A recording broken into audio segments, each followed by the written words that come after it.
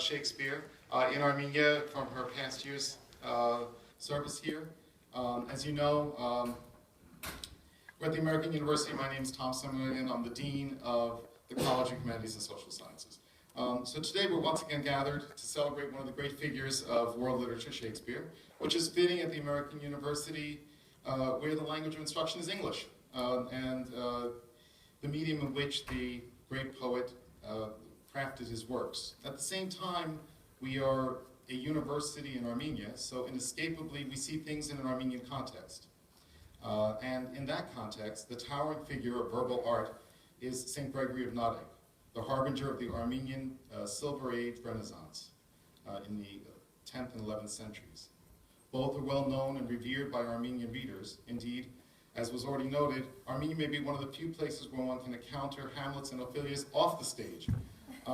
Since 2015, when Narekatsi was named a Doctor of the Universal Church, his work is becoming better known around the world, and not only for its theological content, but also for its verbal art, largely in translation. Presciently, Narekatsi humbly contemplated this translation around the world more than 1,000 years ago in his monastic cell on the south shore of Lake Van, now in ruins, writing that he was writing a prayer book for all thinking people the world over, expressing all human emotions and serving with its images as an encyclopedic companion to our human condition for the entire mixed congregation of the Church Universal. That's from Prayer 3. The theme of this conference, the Enigma of Endurance, applies to both writers as well. Along with the Bible, the Narekatsi is one of the earliest and most published works in Armenian, much as Shakespeare is in English. St. Gregory and Shakespeare, in both of them we encounter two authors that created verbal mirrors on the human condition, prompting us to reflect on ourselves and our world.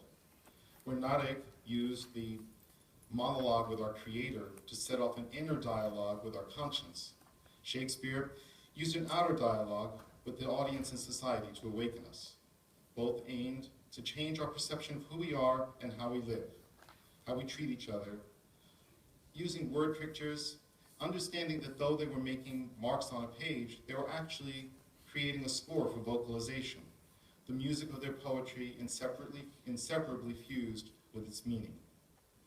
I'm going to just read a small bit of Narekatsi for you so that you can feel the sound and the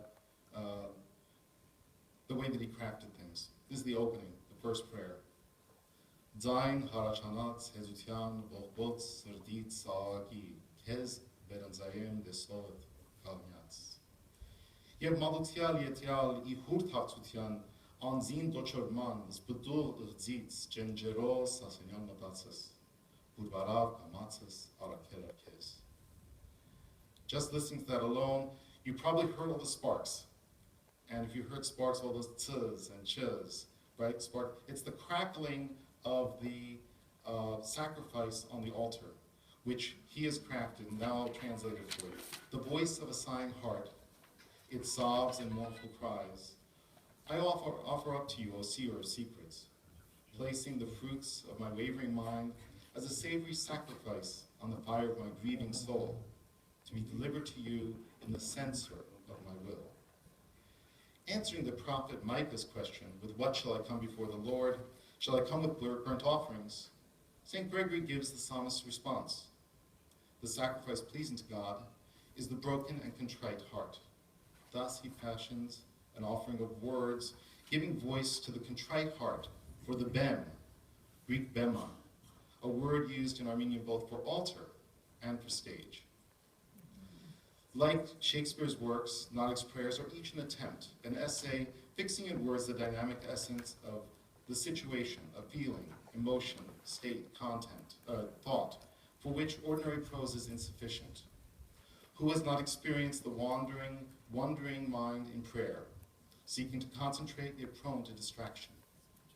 Hence the rich texture of expression, the mantra-like entrancing repetitions and juxtapositions, the use of multiple layered metaphors and images to help focus the listener's and reader's attention, each speaking to different people at different times.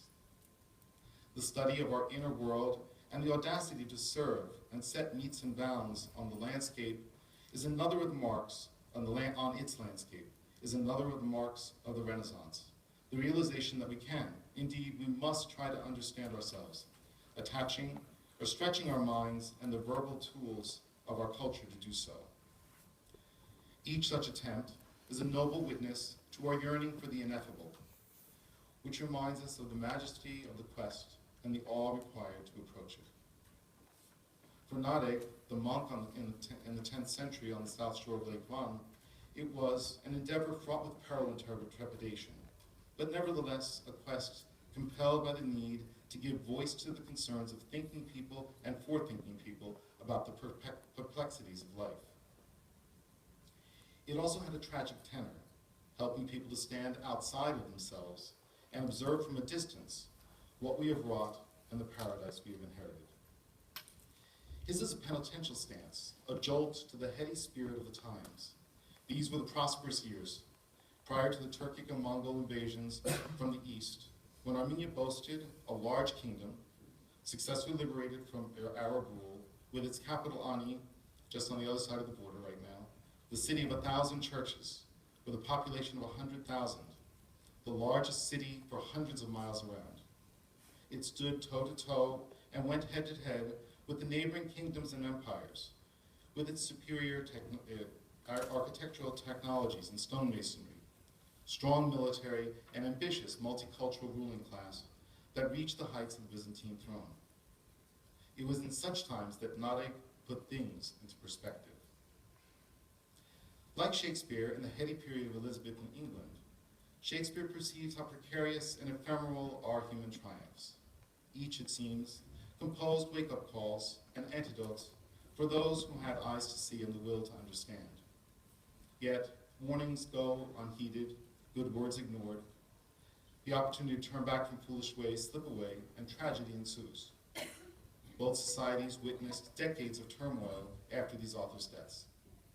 For the Armenians, and probably for the rest of the world, a turning point was imminent, with the Battle of Manzikert in 1071, an event that fundamentally changed the shape and direction, not only of Armenian and European history to this day, but also of the world, and was no less momentous than the English Civil War and the Glorious Revolution in England. Not coincidentally, Gregory means awake, vigilant. Narek and Shakespeare exemplify, if they do not explicitly state, that is the role of writer and writers to awaken us from the stupor, this listlessness, hubris, and carelessness that are the enduring part of our human constitution. And once these works have acted on our minds and hearts, most people irreversibly experience life in a new way, in a new awareness of who we are and how we should live. Indeed, this may be a clue to the enigma of their endurance as part of global culture. I wish you fruitful deliberations on this last day of the conference, which has enriched our university and community with new insights and new colleagues from around the world. We thank especially Jasmine Seymour and the Armenian Shakespeare Association for their dedication to these scholarly pursuits and their commitment to the long and rich legacy of Shakespeare as part of Armenian cultural and literary life. Thank you.